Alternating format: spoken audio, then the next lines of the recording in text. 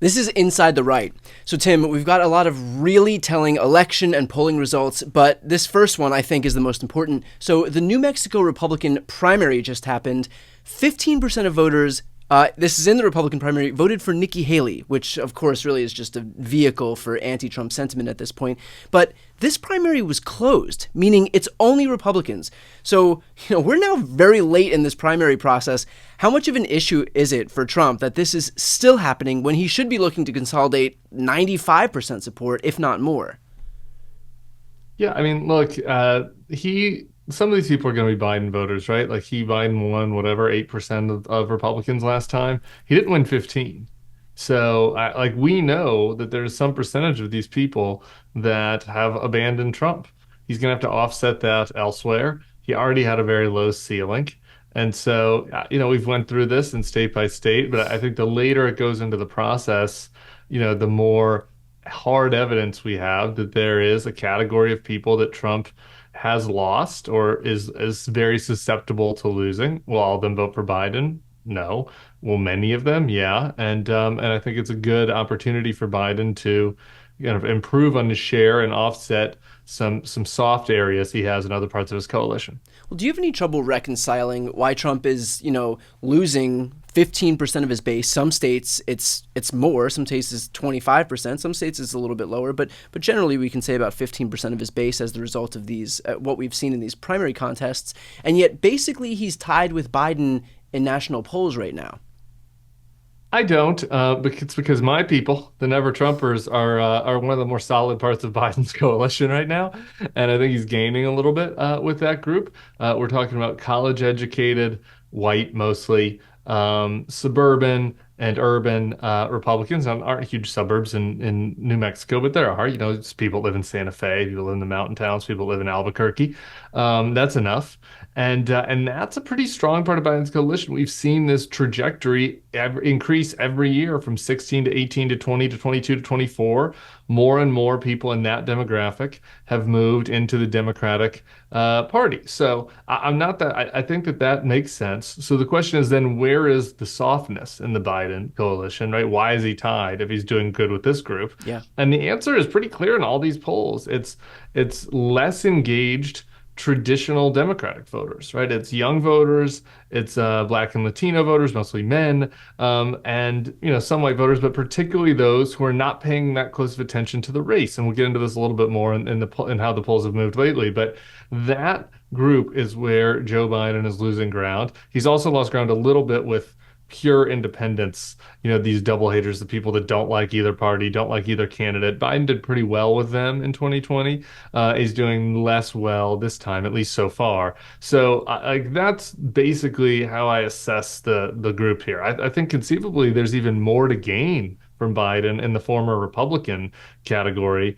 I think he could even improve on his number among those folks from last time, and that might be needed if he doesn't corral these more traditional Democratic groups that are unhappy with either Gaza or inflation or his age, or maybe they just haven't really paid attention yet and like come to terms with the fact that they have to vote for Joe Biden again. Yeah, right. And I think like if we see, for example, when the debate happens at the end of June, I think it's going to be a little bit more clear for a lot of those voters that like, if for these double haters, for example, when they see that the choices are just going to be Biden and Trump, and like you might not have thought that it was going to be that, you might have kept a low profile until this point in the election. But once you recognize that it's like somebody who you're not happy with in Biden, or the guy who just got convicted of 34 felony counts and whose last act in office was to incite an insurrection against the U.S. government, I think it becomes a little bit more clear. I do want to talk about the polling for just a moment here, because we have some big news on a poll that was just released.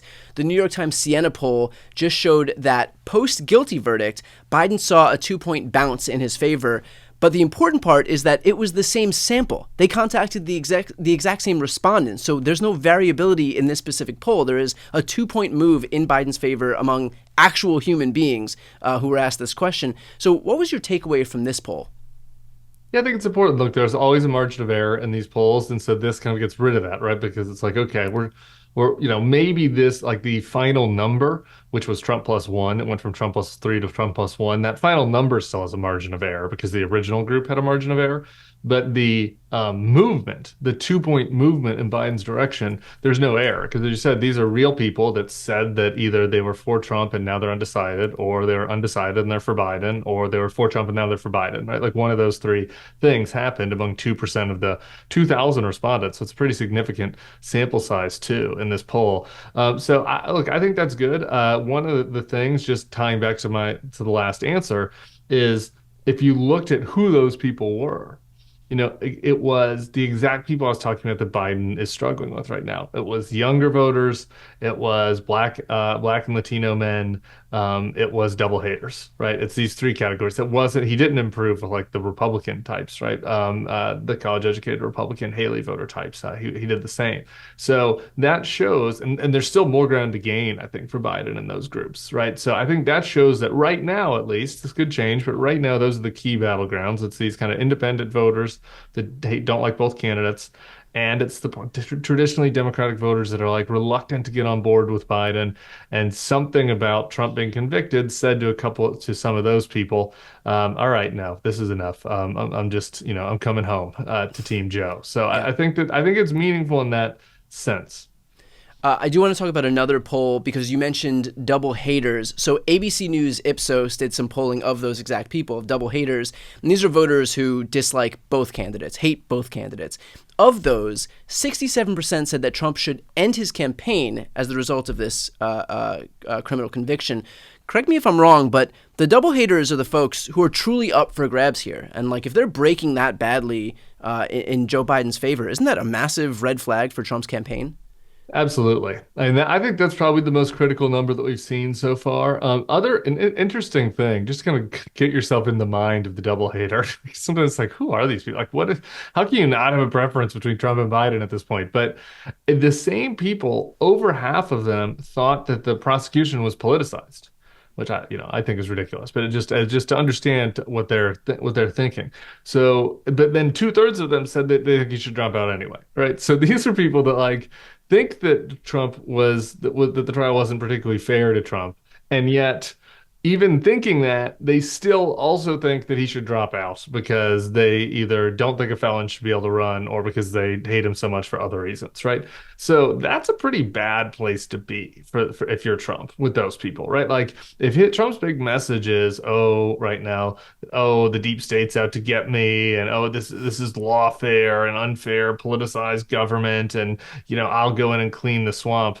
Like these people agree with that message really and still don't like him anyway and Yeah. still think he should quit. So I think that's a big red flag for him for sure. And in terms of what you guys are doing at the Bulwark, which, by the way, if anybody watching right now wants to support the work that Tim does, if they want to see and hear more from him, please make sure to subscribe to the Bulwark. I'll put the link right here on the screen and also in the post description of this video. Very important to build up this whole pro-democracy ecosystem. In terms of the work that you're doing at the Bulwark, do you focus specifically at any point on like those double haters in terms of like what messaging works best to reach those people, which are a little bit different from like, the Haley contingent, the anti-Trump Yeah. Republican contingent? Yeah, we do. My colleague Sarah Longwell has a focus group podcast, and there's also focus group material that we get that doesn't show up on the podcast. But it focuses on the Haley voters, but it also focuses on these double haters, with a particular orientation towards double haters who have voted Republican in the past, right? So they might not be Republicans. They're usually very different than the Haley people, right? If we're just stereotyping, the Haley people are like I live in the Atlanta suburbs. I Right. went to UGA. I work at the bank. I read Yeah. the Wall Street Journal, type voter, right? And the double haters are oftentimes more working class type voters. Maybe they're culturally conservative and they're church going. You kind of forget this because the evangelicals have gone so hard for Trump. But there's a category of like very religious person that still is super reluctant to get on board with Trump, right? So we focus a lot on that category of double hater. There's like another double hater on the opposite side we don't really focus on very much, like the lefty that doesn't like Biden or Yeah. Trump. Yeah. So like the double haters, it's kind of those two opposite groups. You get merge them together in one thing when you're talking about them. So we talk about that. We look at and listen to, the people in both of those groups, and definitely I think that the messaging is a little bit different, but there are elements certainly the one thing that is the same when talking to both of them is you're working from a group that already doesn't like Trump, and you want to raise the salience on the very things that they hate the most about Trump. And so that is the negative message. The anti-Trump message is pretty consistent across, and then the pro-Biden message is a little different Okay. depending on who you're talking to. And in terms of those people, I mean, in terms of the message, if you had one shot to reach these people, is it more potent to put forward an anti-Trump message or a pro-Biden message? Anti-Trump. I think that in the end, the people that are left for Biden to get just aren't really gonna come around on him. Like they're not gonna get very excited about him. I do think the Biden campaign, there needs to be some minimum positive messaging about, what the plans are, what he's trying to do with Right, but even regards even on a to, good day, even on a good day, these people aren't signing up for Biden's plans anyway. At this point, yeah. you just have to pull them away because they're just that disgusted by Trump. Yeah, exactly. And I just mean more that like Biden has to just they have to feel at least like Biden cares about them, right? Like so that is the positive part of the Biden message. It's not the details of the plans. It's just like that he's concerned about their interests, is trying to address the things they're worried about, inflation, et cetera.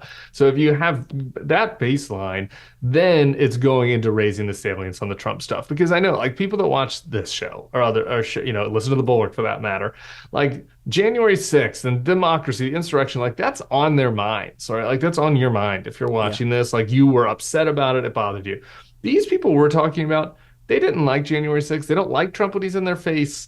They don't like the tweets. They don't like, the way he disparages people and lies and the conspiracy theories. But like they also don't care about it that much. They don't think about it that much, right? So you need to really get in their face on, no, this is what the next Trump term will look like. Maybe for them, abortion is the one thing. Maybe it's the mass deportation. Maybe it's the risk to democracy. Maybe for the Haley voters, it's the threat of us backing out from our allies in Europe and NATO and letting Russia ran rampant.